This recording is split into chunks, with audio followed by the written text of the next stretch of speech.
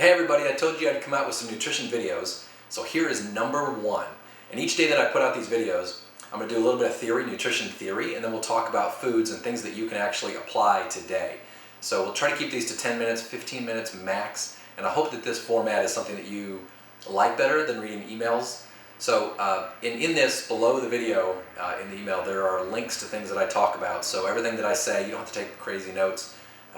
There should be links to almost everything that I say or all the products that I talk about and things like that. So this is number one. So every day a little bit of theory, a little bit of take-home stuff that you can start using right away. And I first want to start today with the theory of the nutrition training pyramid Bible, I guess. And this is kind of when I'm training people, when I'm training myself, I think about this as far as the importance of each part of it. Now I get asked the question a lot, what's more important, nutrition or training? In other words, should I work out hard and put everything into that, or is it what's more important than nutrition? And then of course for so many years I said, well, it's a perfect balance between the two. Well, in reality, there's never going to be a perfect balance between the two. But I would go on board to say if there is one more important, that nutrition is probably the most important of all of them. And I think as we as athletes, and certainly as trainers and coaches, we tend to, and I do anyway, ignore the nutrition part because we just want to get out there and work hard. And you know what, we're doing pretty good and we're getting better with however we're eating, whether it's good, bad. And I think most of us eat medium, but it can certainly be better. Now there are certainly people who eat poorly, and there's certainly times that we all eat poorly. It's getting to be Christmas time. That's going to be a time that we're not going to be eating real well. So, I think nutrition plays a huge role as based on this pyramid. Let's look at this real quickly. Your training part, nutrition, is the most important part. The reason being is that Hippocrates said, let food be thy medicine. Food is just like a drug. Treat food like a drug. What you put in your body will become. If you put really amazing power foods in there, your body can become amazing, or will become amazing, as long as you train it right. And anybody that's walking on this planet, if they eat right and they train right, you will far outreach your potential. I would gather to say that most Americans, and you may be in this position, I certainly have been there before, are walking around like walking zombies, and they're kind of like the Walking Dead. They don't feel good, they're depressed, they have anxiety, they're stressed, they're tired, this hurts, their joint hurts, they have this problem, medical problem, they can't walk up a flight of stairs without huffing and puffing. Most of Americans are like that, just feel tired and dead all day. The reason for that is not because they need to go to the gym and work out, because we certainly all know people, maybe you've been here too, that you go to the gym and work out and you really don't feel all that much better. You feel better, but it's not like this amazing transformation. If you add nutrition, really amazing nutrition in there, in 2 weeks, I promise, you're going to feel completely like a different person. So nutrition is really important. Treat it like a drug, because it is. Most pharmaceutical drugs come from they come directly from plant sources that they find in the Amazon jungle or wherever, or they synthesize them to be just like that. So many of them, food is a drug. And before pharmaceutical medicines, which haven't been around that long, food was the drugs. And certainly in the modern advances of medical science, we have things that are amazing.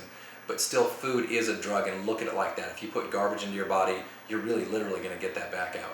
All right, nutrition is on your base. Metcon is this. So nutrition is the most important part. Metcon, let's think of that like your really hard, intense intervals that when you get done, you have nothing left. You've put your body short little bursts of energy, whether it's 20 seconds, 30 seconds, a minute, probably no more than 2 minutes, that you're just going really hard.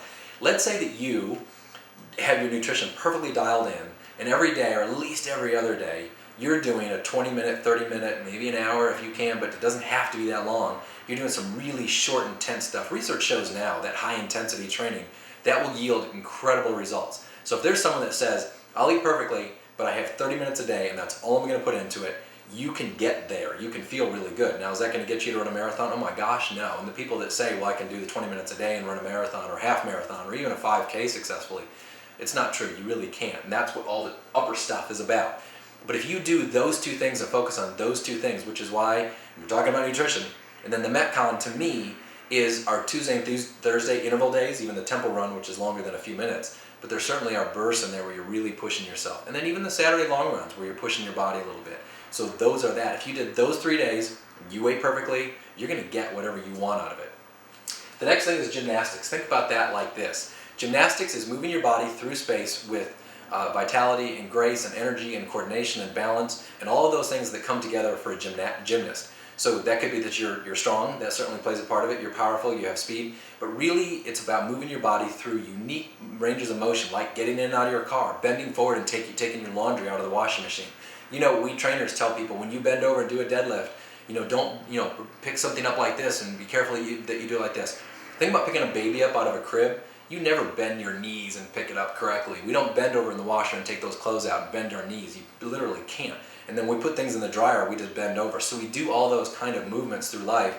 And so we want to train around those too and almost do wrong movements, not wrong, but do movements that facilitate those things. So you can have your nutrition dialed in, you can do short, hard burst energy runs, you can have that. The next really important thing is to be able to move your body all through all those different formations and movements and power and speed and balance and agility. The next thing is your practice. Now this is what comes in. So if you have those first three, you're an amazing athlete, but now you want to run a marathon, you want to run a 5K, you want to run whatever, because I'm sending this out to runners. So you want to achieve something, then that comes in and that we need to be specific with what we're doing. We need to have a certain intensity. Well, you all have your pace charts for a reason, because that intensity works for what you're trying to do, which is a marathon or half marathon or whatever. The mechanics, how is our foot plant? How are our shoes? How are our knees, and are we standing tall? Are we tall enough when we're running? So all the mechanics that apply specifically to what you want and the outcome to be. Consistency, obviously, that's super important too. So, you can have all of these, but if you're only doing them every once in a while, it's just not going to work. It's got to be on a consistent basis, whether it's 3 days a week or 7 days a week or twice a day. That's important too. And then the last is your sport. So the marathon, Sunday, or the half marathon, or whatever the last race or event that you did, that is your sport. It's the least important because that's the outcome. You do all of these 4 things and put that together correctly, and that will just automatically come. So it's the least important because we kind of ignore it, other than talking about the mental status of how we're going to be when we get to the starting line. So those are the most important things. Let me talk one more thing real quickly about theory, so you understand. There are 3 macronutrients that we talk about, and they are protein, carbohydrate is the second one, and then fat. There are 3 micronutrients. Now one of them, I'd rather consider that a macronutrient, and that is water, because it is so important to our body. Every process in our body happens in the presence of water. So it is crucially important. We know that we can live longer without food than we can without water. We'll talk about water at another time. The other 2 micronutrients are vitamins and minerals. Some are created in our body. Most of them we need to get from outside the body, whether it's in all our foods, which is the best way to get it, or in a multivitamin supplement, or all the other supplements that I'll talk about today. So let's talk about these 3 macronutrients and what combination. It is crazy when you go to a nutrition conference or seminar or summit. I was at one years ago and Dr. Atkins was speaking at a roundtable discussion with Dr. Barry Sears from The Zone, and I can't remember his name. He was real popular back in the early to mid 80s, but he was a super low fat guy. That was his theory. It's good to go down to 10% fat in your diet. So those 3 were sitting at a round table and they were doing a discussion, and it not only got heated, it got really ugly. I mean, they were bashing each other. There is no one thing in the nutrition field, and probably in the fitness field, that is disagreed upon more than how much protein, carbohydrates, and fat. The Atkins diet, high protein and high fat. The Atkins diet basically says eat any amount of protein and fat that you possibly want to, just keep the carbs down to nothing or very, very, very low, get your body into ketosis, and you're going to lose weight, no matter what you eat, whether it's pork rinds or bacon or ribeyes or anything like that. It was true. You're going to lose weight because you're burning. You do burn more calories eating that type of food, but we have to look at the long-term effects of that. There was some negative long-term effects from that we lost muscle. You didn't feel as good, and people would say, well, I feel good, but then a little bit later they weren't. And it wasn't something you could stay on forever. And then you had the Mediterranean diet, which was closer to the Atkins diet, but they allowed more carbohydrates, and there was plenty of fruits and vegetables and all the other good things. I think the Mediterranean diet was really good. The Zone diet is kind of what I'm going to talk about when we talk about these nutrition things. It's a little bit more middle of the road, and it allows for some of the other foods to be put in there. And then the lower fat, that was when I was in college. That's where we were in the nutrition industry when I started studying this, was that all fat is bad all the time. Don't eat fat. When you eat fat, it'll turn to fat and you'll get fat. Protein doesn't turn to fat, and carbohydrates, well, we know it turns to fat, but not really easily. Our body needs it for energy, so eat all the carbohydrates that you want to. So when they took fat out of foods, they replaced it with other things, which was sugar a lot of the times, and they put other types of fat in there that they didn't think turned into fat. So it was a complete mess in our nation. And what happened was that we had about 1987, so my second year in college, the obesity rate in America was just kind of cruising along, and all of a sudden it had this really big spike, so right about 1987, and that was the time period that was becoming the vogue, was eat really low fat. Low fat is not the only thing to blame for that, because certainly before that we had processed foods and junk foods, but at that time, because they were lowering the fat, processed foods or other things that they put into the foods to make it taste good became really prevalent. And they were super convenient to buy, they tasted really good, or at least I thought they did, and so it was very easy to go and get those things. Now we live in a society, and I'm default like anybody else, is that I'm in a hurry, I'm busy, I'm starving, we grab the most convenient thing we can that tastes good, eat it, feel fine, it's no big deal, get on our way, probably don't put on as much weight, but over a long period of time, we start having these negative effects. You're that walking zombie, the walking dead, and you don't feel good, and you don't blame it on the food, although you'll say, yeah, I need to get to the gym, yeah, I need to eat better. We don't really blame it on that. We don't think that that is the whole culprit. We'll say, it's my genetics, I can't lose weight, look at my family. Well, your family, it's not genetics. It is learned patterns and learned behaviors from family, and it's very hard not to do that. And certainly if you've been like that since you're a child, it is hard to change that body around. Someone who has been eating negatively for 6 months or a year and put on 10 or 15, 20 pounds and was good before, very easy for them to get back. We'll talk about that at another time. Protein, carbohydrates, and fats. How much do you eat of each one? This is my opinion, and if there's someone else that has a different belief, I'm open to that, because certainly there are people, back when we were, when I was running track and we ate as many carbohydrates as we want to, and we were skinny, of course I was younger, so, but there are people that eat very high carbohydrate and they're fine, so everybody is a little bit different. But I believe that if you do this, what I tell you to do, for 2 weeks, you're gonna feel absolutely amazing, and you're gonna feel so much better when you eat this way. Protein should be in the 30 to 40% range. Carbohydrates in the probably, keep that to about 40. And then you have either between 20 and 30% fat. Now we always recommend don't go over 30% fat. That's kind of a general guideline that we have. The second thing is carbohydrates. If you're running marathons, which you all are, maybe you can get away with eating a little bit more carbohydrates. Do this for now and eat the type of foods that I'm saying. We're a little bit off season, and you will not notice a decrease in your performance. You're going to notice an increase in your performance.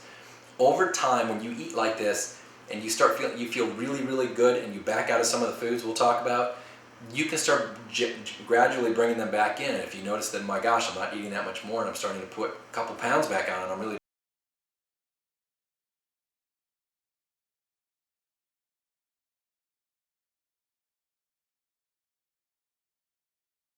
eggs are good for you. In our world, in our society, eggs have been, they're bad, they're good, they're bad, they're good. Eggs are good for you. We're going to look a little bit more specifically at eggs and how much that you eat. Eggs are the only food in the world that has all of the essential amino acids, essential meaning all the amino acids that your body cannot create from what you take in. Your body has to have these from the outside. So there's 9 of those that are essential amino acids. It has all of them. It's the only food that has that. Of course, you could eat 2 foods, combine it together, and we generally do, and get all the amino acids that we need. But to get really solid, good protein, eggs are awesome for you. I buy Eggland's Best. Usually, I often spend a little bit more money. I highly recommend, and I've done this before, I haven't done it for a little while, if you know a farmer that has eggs, a good supply of eggs all the time, to buy your eggs, farm fresh, local raised eggs, they are absolutely the best, because they're fresh and they're local and they don't have the pesticides, probably, if it's a local farmer. They don't have the pesticides and the feed and the hormones and all of the different things that they put into chicken.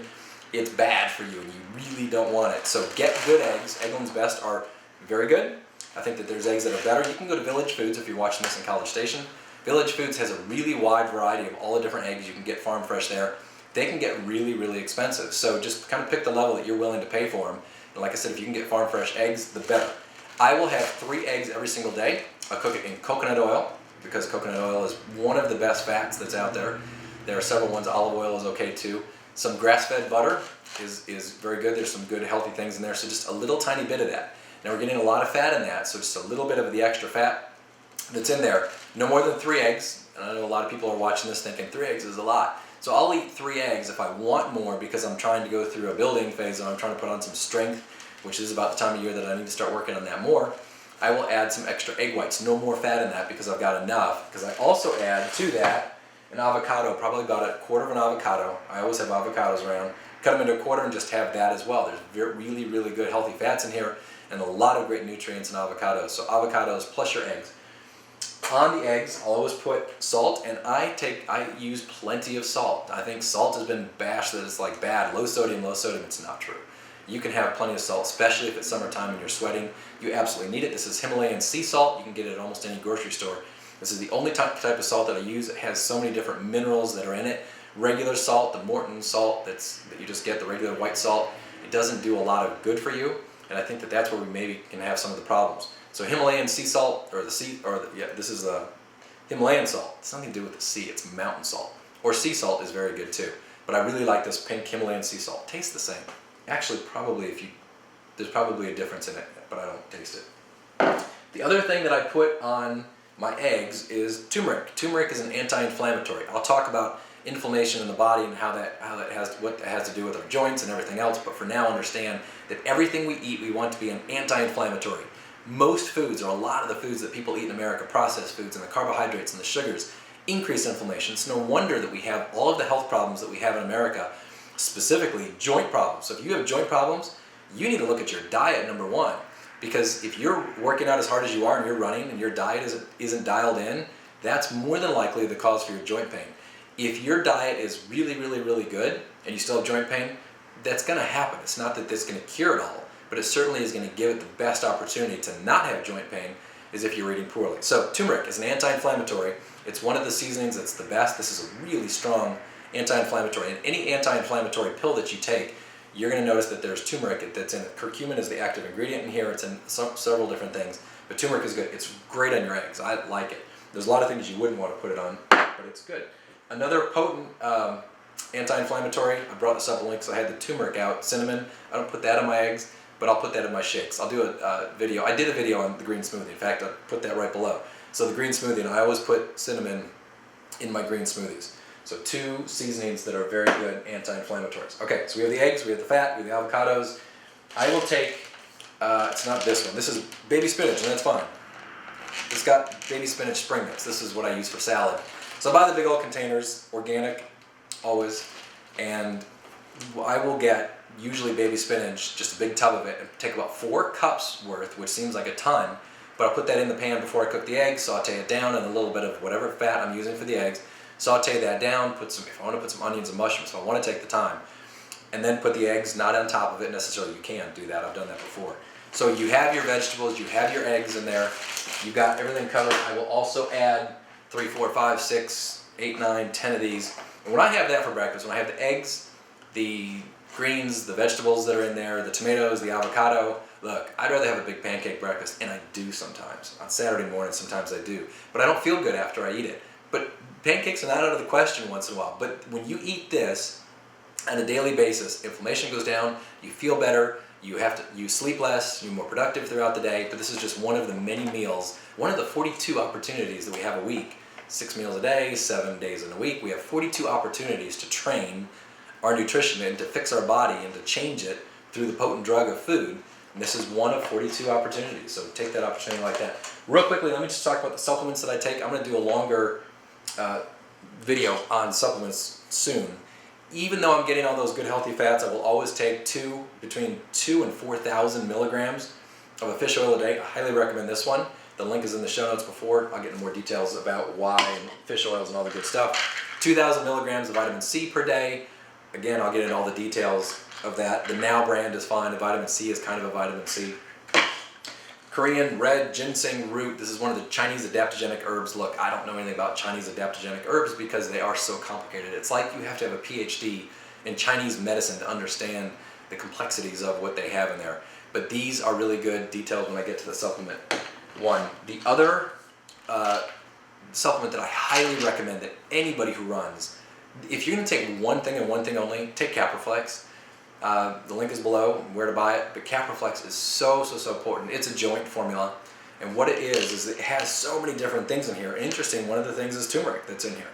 So you're getting extra turmeric, but it has rooster comb, which is where the glucosamine and chondroitin come from. But don't take osteobiflex and all of these other, because you will take those and not notice anything ever. So you'll take it, it's one of those supplements you take and think, well, I don't feel anything, it's supposed to work, so I'll just keep taking and keep paying for it. This is a supplement that if you have joint problems or joint issues, you take this within 2 days to a week, you will notice a miraculous difference in it. Now I only say that based on my experience and other experiences from my runners that I'm right around. Now, of course, you can go online and read the testimonials, but it works. Absolutely amazing. Vitamin D, I didn't do a whole video or a big segment on vitamin D and the importance of that.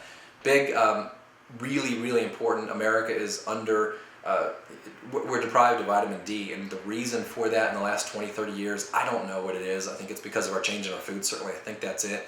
But vitamin D is what we get. Our body makes it from the sun if we have enough cholesterol in our body. That's the other thing with eggs too. There's cholesterol in it. Get it. Your body absolutely needs cholesterol. People are so scared of cholesterol and their cholesterol is high. When your cholesterol is high, I'll do another whole show on cholesterol some other time. That's a good thing if your cholesterol is high, especially if it's, and I don't want to say the good cholesterol, the HDL, because there's no such thing as bad cholesterol. Body uses all the different types of cholesterol for all the good things. We just want to make sure that what we call the bad cholesterol, the LDL,